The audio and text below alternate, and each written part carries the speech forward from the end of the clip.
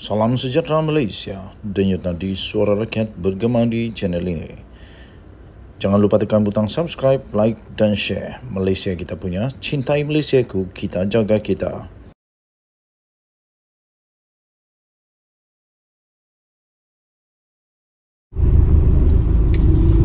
Salam sejahtera Malaysia, denyut nadi suara rakyat bergema di channel ini. Akhirnya setelah hampir 2 minggu berita, cerita, bising-bising pasal rombakan kabinet, Datuk Seri Anwar Ibrahim akhirnya tampil memberikan penjelasan. Ini yang dinantikan oleh seluruh rakyat Malaysia lah. Seluruh rakyat Malaysia menantikan siapa dan siapa dan siapa. Anwar, Perdana Menteri Malaysia Datuk Seri Anwar Ibrahim akhirnya tampil dan berkata belum ada keputusan tentang rombakan kabinet. Belum ada keputusan, maksudnya belum adalah ketetapan siapa yang dikekalkan, siapa yang ditukar, siapa yang digugurkan dan sebagainya. Jadi Perdana Menteri Malaysia Datuk Seri Anwar Ibrahim berkata dia belum mempunyai keputusan berhubung rombakan kabinet kerajaan perpaduan seperti yang sedang hangat sekarang ini diperkatakan oleh beberapa pihak. Anwar juga turut menjelaskan bahawa tujuan dia menghadap Yang di-Pertuan Agong Al-Sultan Abdullah Riayatuddin Al-Mustafa Billah Shah di Istana Negara pada hari ini sebenarnya bukanlah tentang mempersembahkan kabinet, menteri kabinet yang baru, tetapi adalah untuk mesyuarat pra-kabinet seperti kebiasaan. Katanya belum ada keputusan, tapi tadi saya menghadap tuanku untuk bincang mesyuarat kabinet esok, katanya. Tiada kaitan dengan perubahan jemaah menteri. Esok lepas mesyuarat kabinet saya ke Sabah dan kemudian ke Abu Dhabi. Katanya ketika beliau ditemui media selepas majlis penutupan khazanah Megatrends Forum 2023 di Kuala Lumpur pada hari ini. Sebelum ini ada satu portal berita telah melaporkan kononnya Perdana Menteri Datuk Seri Anwar Ibrahim dijangka mengumumkan rombakan kabinet selepas mesyuarat jemaah menteri esok. Tapi sudah dijawab oleh Datuk Seri Anwar Ibrahim bahawa belum ada keputusan rombakan kabinet yang dibuat setakat ini. Ditanya mengenai isu jerebu pula yang melanda beberapa negeri ketika ini, Datuk Seri Anwar Ibrahim berkata, Menteri Sumber Alam Sekitar dan Perubahan Iklim iaitu Nik Ahmad diarahkan supaya mengkoordinasi dengan rakan sejawatnya dalam ASEAN, termasuklah Indonesia, untuk menangani jerebu rentas sempadan. Hari ini Nik Nazmi mengesahkan tiada kebakaran berlaku baru-baru ini yang boleh dikaitkan dengan situasi jerebu yang sedang melanda negara pada ketika ini. Namun data daripada Jabatan Alam Sekitar dan Jabatan Meteorologi menunjukkan ada berlaku pembakaran di luar negara. Operasi pembenihan awan atau OP dalam negara juga akan dilakukan sekiranya bacaan indeks pencemaran udara atau IPU melebihi 150 bagi tempoh 24 jam. Bagi tempoh 24 jam. Kalau IPU memang tak bagus, barulah akan dibuat sesuatu lah. Okey, setakatin 5 petang tadi tiada pula 3 kawasan yang mencatat IPU paras tidak sihat dengan nilai di Negeri Sembilan kekal sebagai kawasan paling terjejas dengan bacaan IPU 155. Okey, jadi itulah berita pada ketika ini yang berkaitan dengan rombakan kabinet yang sedang hangat diperkatakan di seluruh negara Malaysia sekarang ini. Jadi jawapan daripada Datuk Seri Anwar Ibrahim mengesahkan bahawa setakat ini belum ada lagi. Okey, denyut nadi suara rakyat bergema di channel ini. Bye-bye. Saya dahului dulu dengan gelak. Anda boleh komen gelak, Anda boleh komen bagi emoji apa saja. Aduh, kalah tetap kalah. Apapun kenyataannya, apapun realitinya, kalah tetap kalah, sikit tetap sikit. Jangan nak bagi alasan yang lucu-lucu. Ini polis pula ditudingnya jari. Aduh, pening. Aku betul-betul pening. Aduh, bila orang yang kena bukan main lagi. Bila Anwar kena bukan main lagi. Bila orang parti lain kena bukan main lagi dia. Sekarang ambil kau. Kali ini PAS sendiri kena, terkena di lubang hidung sendiri, terludah di muka sendiri. Dalam ceramah PAS yang baru-baru ini di PRK Pelangai. Lucu betul, tahu. Kamu tahu tak lucu? Dan memalukan lah, bagi saya memalukan, kerana ceramah di depan kerusi kosong. Ceramah di depan kerusi kosong. Aduh, baru-baru ini Sanusi kata Anwar Ibrahim berceramah ataupun berucap diunggah tak dapat sambutan ke apakah, tapi pun dia akan toy juga sebab ada orang yang memang saksi mata dekat unggah. Memang Anwar Ibrahim dapat tepukan gemuruh 9 kali dan memang dia terbaik antara yang terbaik. Tapi kali ini di Malaysia, di Pelangai ini. Di Malaysia, aduh, PAS buat ceramah, tak ada orang datang, sikit sekerat aja dengan gambarnya. Aduh, kerusi disusun balik, cik, disusun balik. Dah susun bagus-bagus, kerana tak ada orang, susun semula supaya tak nampak lah sikit sangat. Yang saya nampak ni tak lebih daripada 30 orang hadir ni. Lucu memalukan. Aduh, PAS akhirnya PAS mendakwa ni pula yang paling tak syok ni. PAS dakwa ceramah PN kurang sambutan sebab ramai polis. Apa kena mengena orang datang dengan polis? Pada hemat saya, kena berterima kasih, kena bersyukur, kena ucap terima kasih kerana abang-abang polis tolong PAS jaga keselamatan lagi. Apalagi yang nak ni.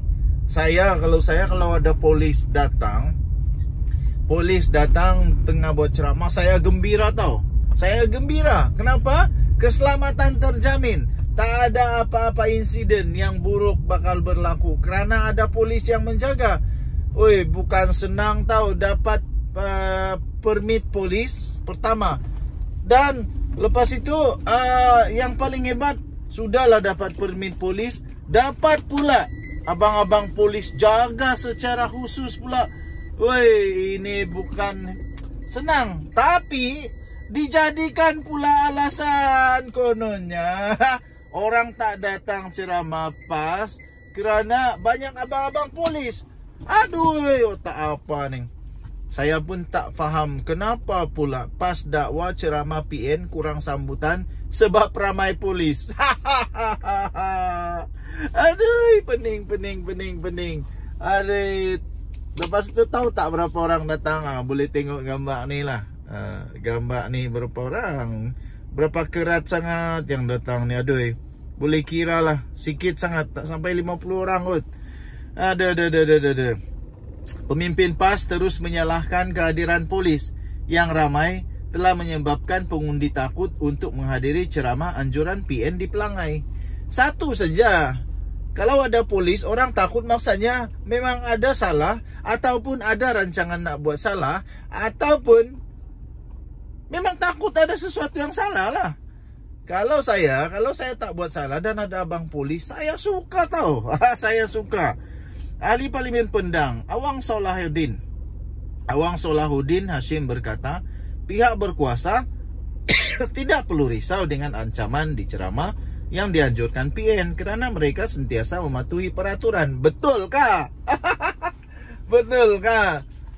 Sanusi kena saman tu apa?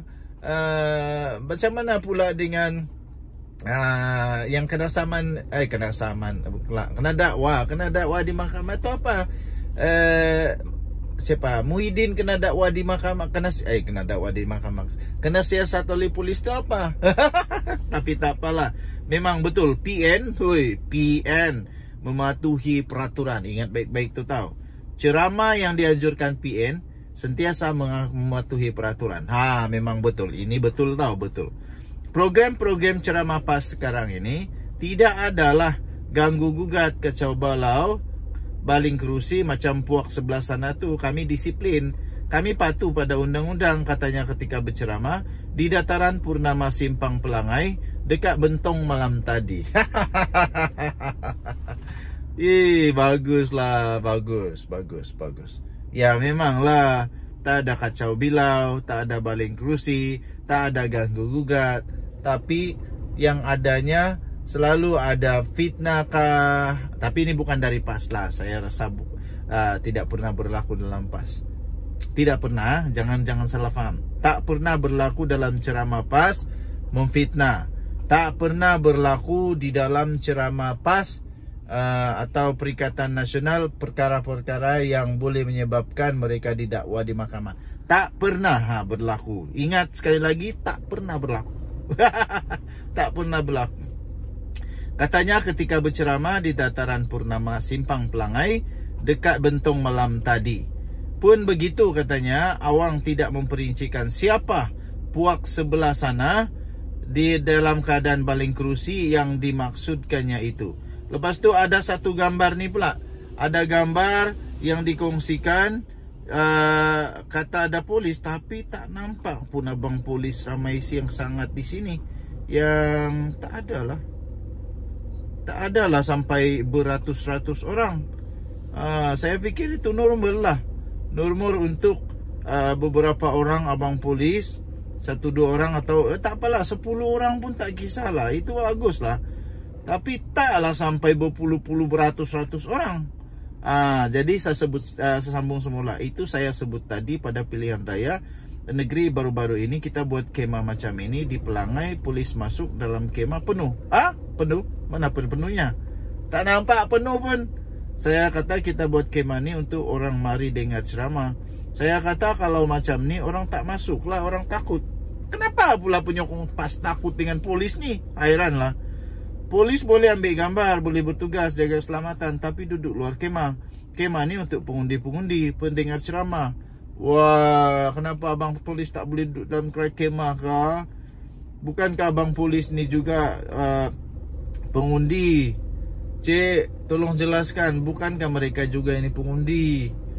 Itu yang kita tegur, bukan larang. Itu tugas kamu, bertugaslah untuk jadi siapa jadi kerajaan hari ini, untuk diikut. Tapi tengoklah arahan sama, katanya. Jangan arahan luar tabi pun nak ikut, arahan songsang pun tak boleh, katanya. Aduh, tak apalah. Pada 29 September, Setiausaha Agung PAS Taqiyuddin Hasan mendakwa kehadiran luar biasa anggota polis di program kempen calon PN Kasim Samad, dan ia telah menimbulkan keresahan dalam kalangan orang ramai. Dia juga mendakwa polis memantau program walkabout dan kunjungan rumah ke rumah yang dijalankan Kasim. Katanya situasi itu menyebabkan kesukaran untuk Kasim berhubung dengan pengundi. Rasanya PAS kena sedar kenapa polis ada ikut, kerana sudah 2 tempat PAS kalah dalam isu rasuah ketika mengundi, ketika PRK, ketika apa ini ya? PRK pula. Ketika PRN, PRU. Ada sudah 2 tempat tahu PAS kalah.